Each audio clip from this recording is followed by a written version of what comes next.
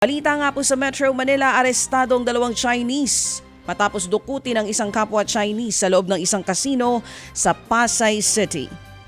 Ayon sa mga pulis, malaki na ang talo sa sugal ng biktima kaya pinautang siya ng dalawang suspect para nga makabawi. 180,000 pesos daw ang kanilang pinahiram pero naging 1.8 million na ang sinisingil ng mga biktima o sa biktima dahil hindi nakabayad, binitbit at ikinulong sa hotel ng dalawang Chinese ang biktima saka humingi ng ransom sa pamilya nito.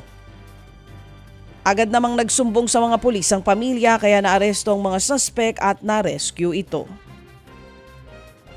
Patay naman ang isang kapitan ng barangay sa Muntinlupa ng tambangan ng riding in tandem. Ang kwento ng isang testigo, katabi niya lamang sikap kagabi ng mangyaring pamamaril. Nasa labas daw sila ng tindahan kasama ang iba pang mga kaibigan at opisyal. Nang bigla na lamang may nag-U-turn na riding in tandem sa kanilang harapan. Tumapat daw ang mga ito kay Kap.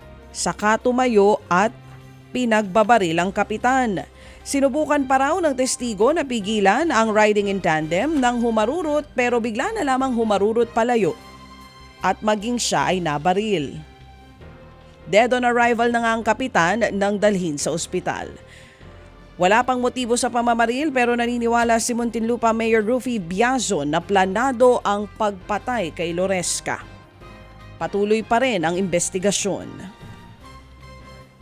Sa Tondo, Maynila, 3 lalaki naman ang arestado matapos ireklamo sa estilo ng pambubudol na lipat bahay modus.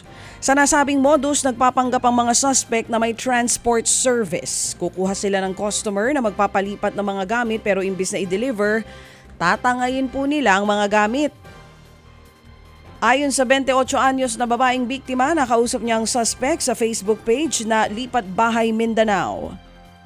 Napaniwala raw siya ng mga ito, kaya nagbayad siya ng 80,000 piso para ipadala ang gamit niya mula Parañaque papuntang Davao.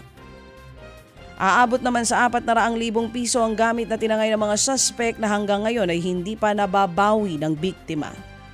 Ayon naman sa NBI Cybercrime Division, 6 na biktima na ang nabudol ng mga suspect. Naharap ang mga suspect sa patong-patong na mga kaso. Ted Filon at DJ Chacha ngayon nasa Radyo 5 92.3 News FM Monday to Friday 6 to 10 a.m.